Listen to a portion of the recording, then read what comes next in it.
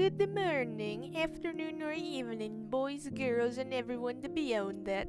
Today, this episode is dedicated to my physics finals, and contrary to my boyfriend's series record rambles, this is a little less impromptu, and I have absolutely no idea what else I should make it out to be. But this means I've gotten past the 3-episode barrier that my talkie series seems to be having ever so often. Huzzah!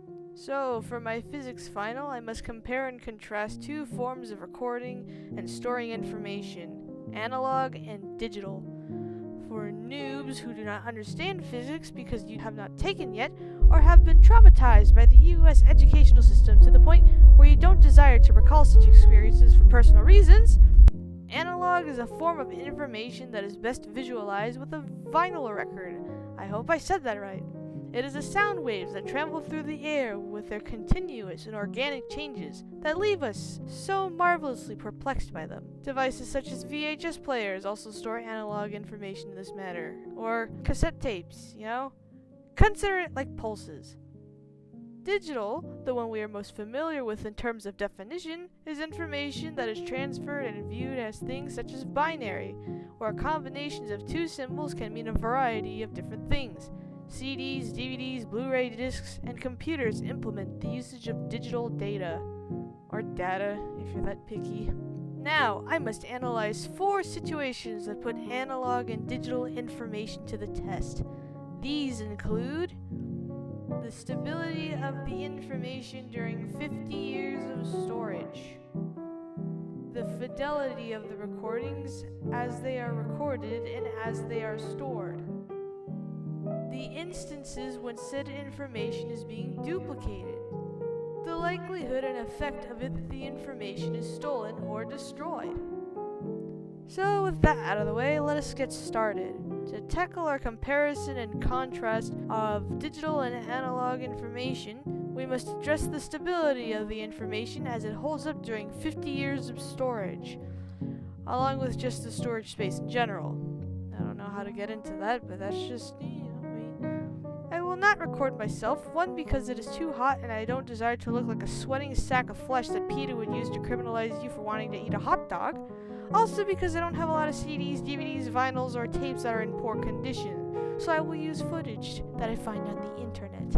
Now, the first prompt wants us to look at the stability of our information based on how the medium is stored.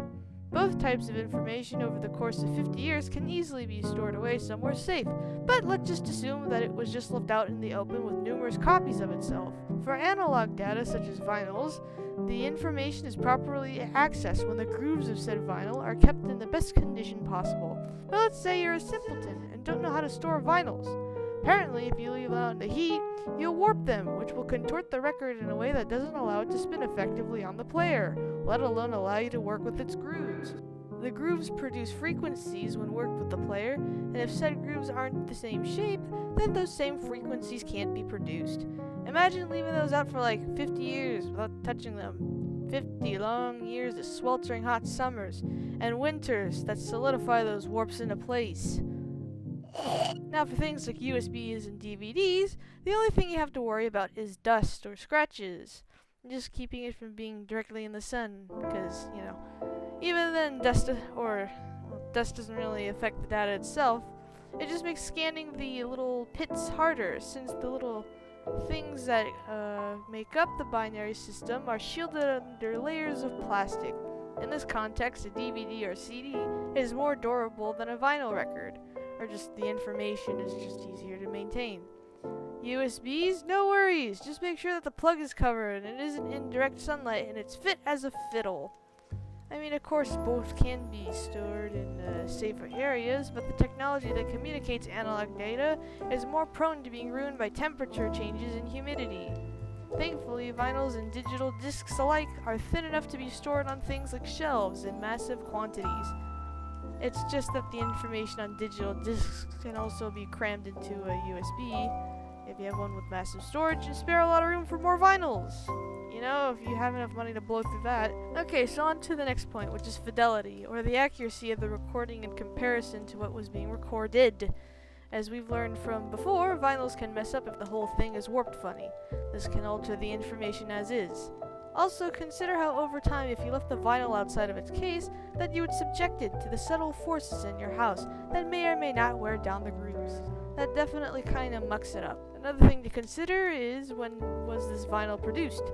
Let's assume that you're in the 40s or 60s and you want to buy a copy of a vinyl from Frank Sinatra or something. It depends on when said vinyl was made, because this form of analog data is being popularized again, which means you should probably buy Madion's Good Faith vinyl, thank you very much. The technology is now more accurate, so better grooves would present better information. In the context of cassette tapes, they apparently only have a lifespan of 20 to 30 years, till the oxygen messes with the tape and ruins it. So, that's not fun. In terms of digital information, although there is a chance that the audio capture is not the best on your electronic device, there is more guarantee of the state of your recording to be more constant. Why?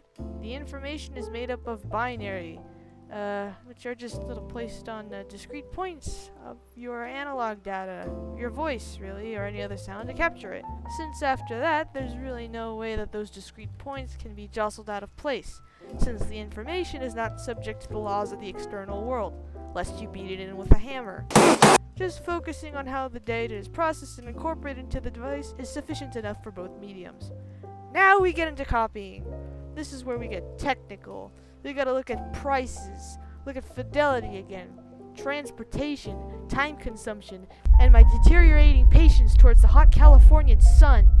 Since I have been referencing DVDs and just digital discs a lot, let's take a look at digital information at its most convenient, paired with the internet. I'll clarify more on that once my disorientation from the 102 degrees Fahrenheit heat leaves me be. Looking at digital information, if we were to duplicate a file, let's say, is just as easy as doing copy and paste, sending it over to the internet to whomever or wherever you desire. Obviously depends on the file size.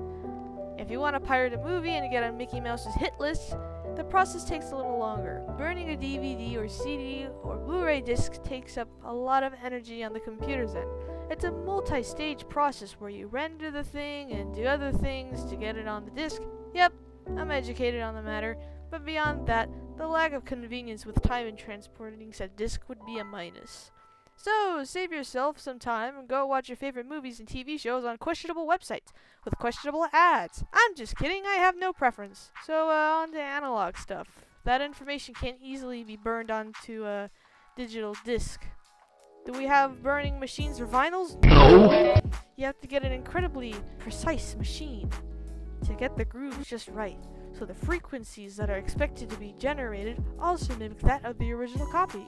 You'd probably just have to trust an industrial machine rather than a parent. Besides, with the vinyls varying in size, carrying them might be a hassle. You can't really send a vinyl over the internet, unless you buy it off Amazon or the artist page for express shipping and have it arrive the next day. But, that's a bit more expensive. But we also have to consider the 50 years thing again. My only response is that we hope that the digital file isn't corrupted for any reason, or that the original analog disc isn't ruined to the point where we can't properly reference the material. That's really the only thing they have in common in terms of duplication. Now the final point. Likelihood of deletion. Yes, the ultimate fear of any music hoarding fan. Obviously, you don't want to have your precious collection of sounds Thanos snapped out of existence, so you gotta run them through the facts. For analog information, you can't really just delete it. For vinyl, it's just grooved in there. Only way to delete it is to break it. For a cassette, you can just press record and play, which will clear the tape of old contents. Or you can also break that too and you won't be able to get it back, really.